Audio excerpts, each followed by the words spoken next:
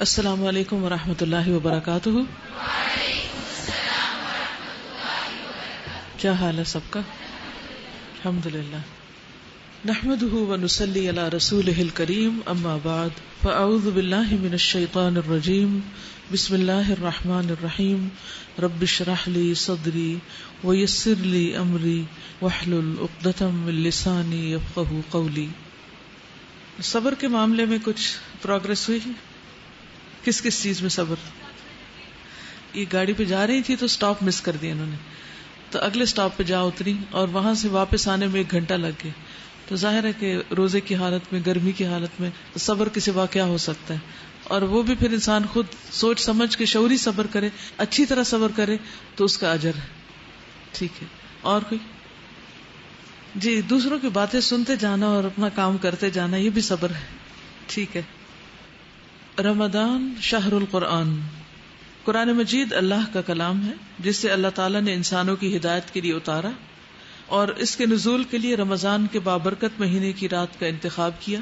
اللہ تعالیٰ کا ارشاد ہے، انا انزلناہ فی لیلۃ مبارکۃ انا کنا منذرین. بے شک ہم نے اس کو ایک مبارک رات میں اتارا کیونکہ ہم ہی خبردار کرنے والے تھے. یعنی اللہ سبحانہ وتعالیٰ نے اسے اپنے ذمے لیا کہ ہم لوگوں کو صرف دنیا میں کھانے پینے کے لیے اور سونے جاگنے کے لیے نہیں چھوڑ دیں، بلکہ ان کو اور کیا کرنا چاہیے اس کے لیے مکمل رہنمائی دینے کے لیے یہ کتاب اتاری ہے. ایک اور جگہ پر آتا ہے، شہر رمضان الذی انزل فیہ القرآن ھدی للناس وبینات من الھدی والفرقان. رمضان وہ مہینہ ہے جس میں قرآن نازل کیا گیا جو انسانوں کے لیے ہدایت ہے اور ایسی واضح تعلیمات پر مشتمل جو راہ راست دکھانے والی اور حق و باطل کا فرق کھول کر رکھ دینے والی ہے. تو گویا رمضان میں قرآن کا اپنا ہی ایک لطف ہے یا اثر ہے، اور اس میں انسان کو واقعی زیادہ ہدایت ملتی ہے عام دنوں کی نسبت، کیونکہ شیطان قید کیا جا چکا ہوتا ہے. رمضان میں نبی اکرم صلی اللہ علیہ وسلم جبریل علیہ السلام کو قرآن سناتے. عبداللہ بیان کرتے ہیں کہ رمضان میں ہر رات جبریل علیہ السلام آپ سے ملاقات کرتے تھے اور نبی اکرم صلی اللہ علیہ وسلم رمضان گزرنے تک انہیں قرآن سناتے. کیا یہ ممکن ہے کہ آپ بھی کسی کو سنانا شروع کریں؟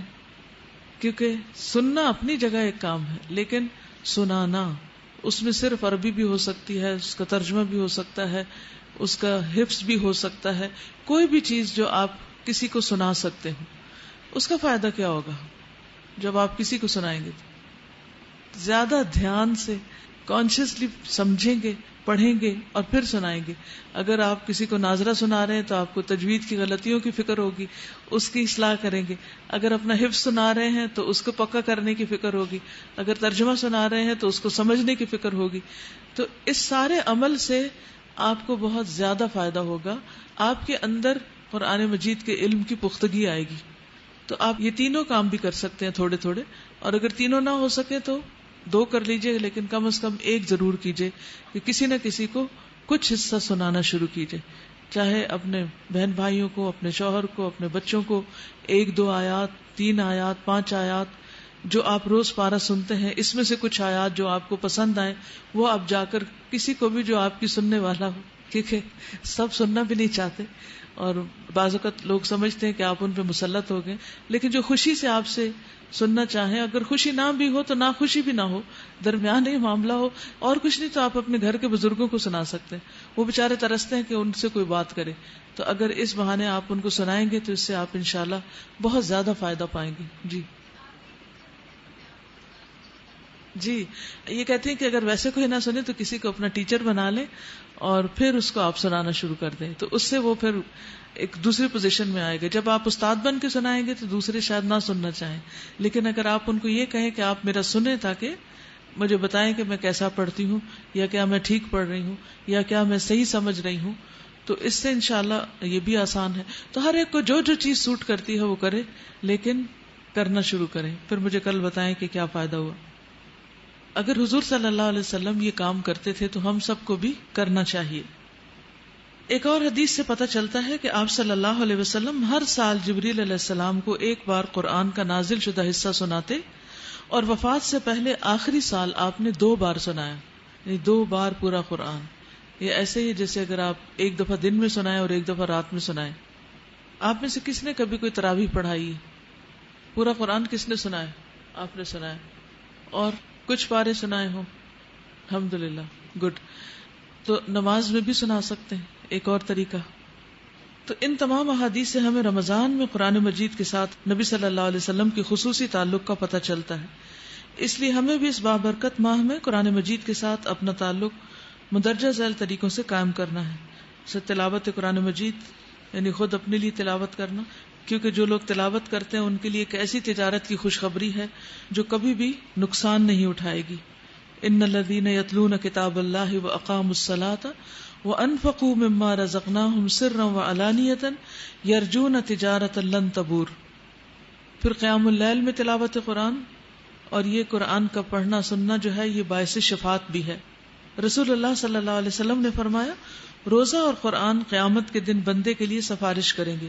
روزہ کہے گا اے میرے رب، میں نے اس بندے کو کھانے پینے اور اپنی خواہش پوری کرنے سے روکے رکھا، لہٰذا اس کے بارے میں میری سفارش قبول فرما. قرآن کہے گا اے میرے رب، میں نے اس بندے کو رات کو سونے سے روکے رکھا، لہٰذا اس کے بارے میں میری سفارش قبول فرما.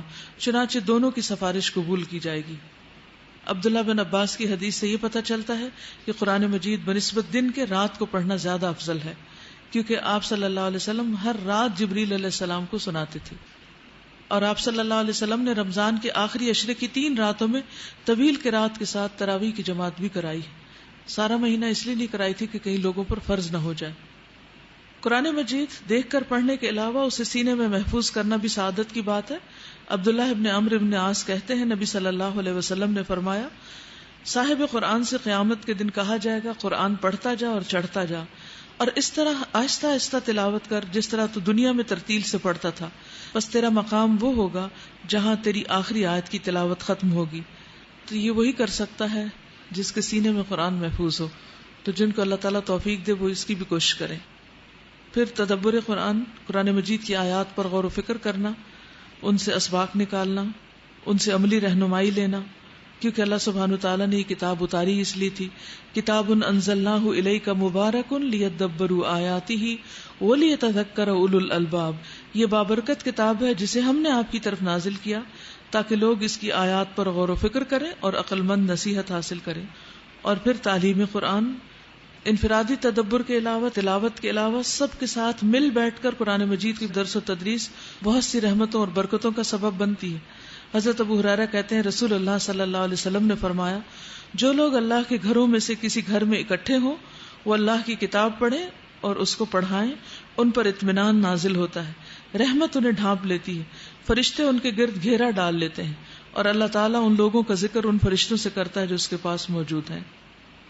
تو اللہ کا شکر ادا کرنا چاہیے کہ جس نے ہمیں قرآن کی نعمت عطا کی اور اس کا پڑھنا بھی سکھایا. اور خصوصاً اردو پڑھنے والے لوگ جو ہیں ان کے لیے عربی پڑھنا کچھ زیادہ مشکل چیز نہیں. میں ان لوگوں کو داد دیتی ہوں کہ جو چائنیز اور کورین اور جاپنیز لینگویجز بولتے پڑھتے ہیں اور پھر اس کے بعد وہ عربی سیکھتے ہیں اور ڈفرینٹ اسکرپٹ میں اور پھر اس کی تلاوت بھی کرتے ہیں اور سخت مشقت سے وہ یہ زبان سیکھتے ہیں. ہمارے لیے تو الف با تا بہت کچھ ایک جیسا ہی ہے، تو اس لیے زیادہ محنت بھی نہیں کرنی پڑتی. تو ہر شخص جتنی محنت کر کے آئے گا اس کے مطابق اجر پائے گا. تو زندگی میں اللہ تعالیٰ نے جو کچھ دیا ہے اس سے اللہ سبحانہ و تعالیٰ کو خوش کرنے کے لیے کوشش کریں. اور اللہ کی کتاب سے بڑھ کر کون سی چیز ایسی ہو سکتی ہے جس کا پڑھنا اللہ تعالیٰ کو خوش کر دے. تو خود بھی خوش ہو جائیں اور اللہ تعالیٰ کو بھی خوش کر دیں. وآخر دعوانا ان الحمد للہ رب العالمین. سبحانک اللہم وبحمدک اشہد ان لا الہ الا انت استغفرک واتوب الیک.